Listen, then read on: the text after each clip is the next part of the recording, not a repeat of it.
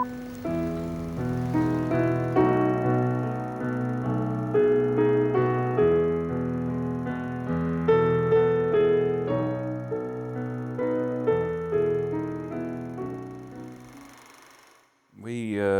performed together for the first time was it in that show by Stuart Lee? Yeah, Stuart Lee's show, Moby Dick and King Dong versus King Dong. Julian played King Dong's penis. Enormous penis. He did. And I played King Dong. And we thought, let's do a show together. Let's ditch Lee and do a show together. They did their first gig at Orange Boom, which is a sort of in Chinatown in London, and which was ridiculous. I mean, it was really like ridiculous costumes, and they didn't really know what they were doing. Because it would be stand-up and people would come on and do straight stand-up. And then we used to put potted plants all around the gig and music on. Little dear, I love you. You look like a giant spoon. Come now, my friend, in the boot of my car. There were no wings, so I used to come on from behind a cardboard box. The juice like a goose, right out of control, like a flying bean in the night, coming fast like a rah. Look at me go, like I had to come in a twisted. No, I'm out of control, I'm flying. What do you think you're doing? To try and make it into a sort of play in like 10 minutes in the interval. And it was a really laddie, sort of boisterous pub, wasn't it? People couldn't believe the audacity.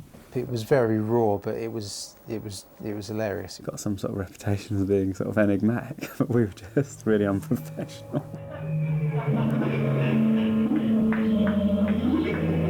We didn't know anything about theatre or what you did. Speak for yourself. Oh, look at you. I was in a Sartre play at university, I love you now. You know? Really? Yeah, Wicklow. Huh? Wicklow? Yeah. I knew it. I knew he was a lovey. Early on we had Rich Fulcher. We were working on a sketch show with... We built this puppet called Rich Fulcher. We did this sketch show called Unnatural Acts. All three of us, me, Julian, and Noel, and a guy named Sean Cullen. And then Sean Cullen ended up having to go back to the States or something, Canada. And some bullshit. He ended up doing some bullshit. What was it? The producers on Broadway. And Sean, unfortunately, threw up on his pelvic region, and it sort of dried up, and he couldn't walk. But Rich sort of wouldn't leave us alone, would he? We said it was a force from Rich. He kept banging on the window. Let me in, I can play something. So the three of us wound up doing a show together. They thought, well, let's do a show, Edinburgh show. I think they started to think about doing that, so they got a gig at Hen and Chickens in Islington. They would use the Hen and Chickens as a kind of, I don't know, it's a platform to just try stuff out. And it was just a great little place. They could do a regular spot, I think it was Monday nights, where they would probably write and have ideas in a week, try stuff out for half of that, and then for the rest of it would just be improv and mucking about. Well, you know, is he a dog? Is he a sausage? Then they took the Mighty Boosh up to Edinburgh. It went down the storm. They were nominated newcomer. And then 2 more shows, Arctic Boosh, Auto Boosh. They won Best Newcomer with the Mighty Boosh, and then they got nominated for Perrier with the Arctic Boosh. So we did a radio show. We'd take it to the kids, didn't we? Yeah, and we did. We sort of recorded it in a sort of old railway sort of disused arch underneath. In Shoreditch. Yeah, and sort of built our own studio out of. In the ditch. We had sort of muffled it all with children's toys and children's faces. Yeah, and just we stuffed made loads of children trendy, in the air vents and stuff. Just no to one was kind of dampen it a bit. At that point. We did a radio show. And we got a lot of trendy people's faces, didn't we, for padding? Yeah. We used razor light to baffle some of the corners. That's where we started out. Actually, it's not very well known. But razor light started out in doing insulation and studio baffling. Singer, he's quite thin. We squeezed him into a crack in the wall. Yeah.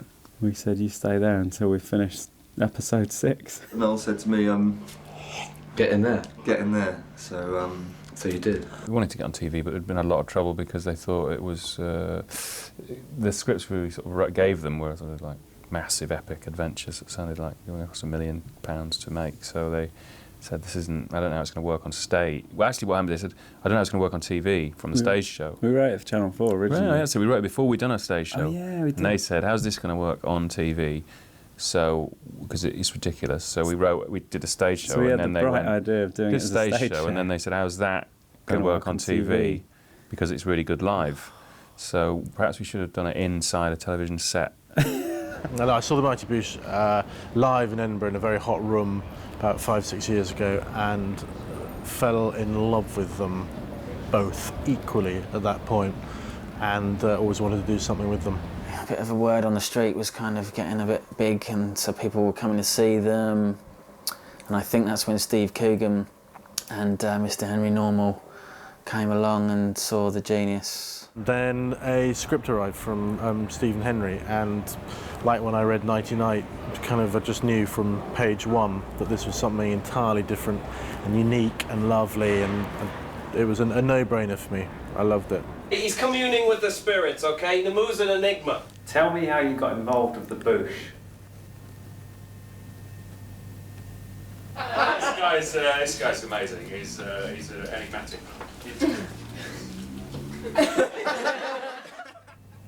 Are you mentally transferring images into the audience's minds now as we speak? He just told me he's gay. We hired like a big polar bear costume, put our mate in it. And he was in it for so long, he passed out. Came on all floppy. Yeah. Was that Pete? Yeah. We nearly killed him. Rich wasn't in the country at the time, was it? So we got Matt Holness to do... From Garth Marenghi. Yeah. He's a mute. He can't talk, he can't see. He doesn't even know he's alive. Somebody else played Bob Fossil, didn't they? You said you were going to stop the cameras the minute you said something about that. God damn it.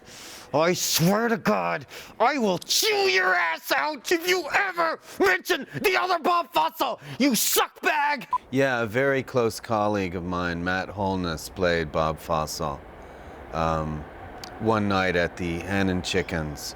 Richard Iwaddy from Garth Marenghi. Yeah. He was originally Bainbridge. This is Dixon Bainbridge. Yeah, no, he is. He's an explorer, basically. He's got interesting genes. His mum's Norwegian, his dad's African, so we wanted to utilise that sort of blonde Roger Moore, sort of black Roger Moore look of his. But then he couldn't do the pilot, could he? No, he did the pilot. Then he couldn't be in the series. The people were, I think, are a little bit scared of how the Boosh would translate to TV, just purely because they were so great live, and everyone was kind of like, do we want to lose that? So the pilot was filmed in front of a live audience purely to try and get that performance from them two. And in one of the scenes, I'll have the legs of a ram. That's not happening. That is happening. I rewrote that bit. That's the best bit. Get in your own. We thought it would work with the kind of responsive laughter, but I don't know, when we looked at it, we kind of very quickly realised that you have to find your own meaning and laughs in the Boosh, and it's actually better leaving the space for people to discover their own meaning in the various lines. I'm Bob Fossil, and this is my zoo. Neverse. I actually went to see the pilot being recorded, and it just looked incredible. The Arctic episodes just got some of the most amazing stuff, and it was directed by somebody called Steve Bendelak, who's one of my long-term directing heroes. Very fortunately for me, he wasn't available to direct the series. Do you like Gary Newman? The commissioning of the series then wasn't actually that difficult, and that was for one reason only, and that is because there was nothing like it. I was in the south of France, and in the middle of nowhere, in the sort of countryside, and there were some cows, and you rang me up and went, we've got a series, and I had no one to tell except for these cows.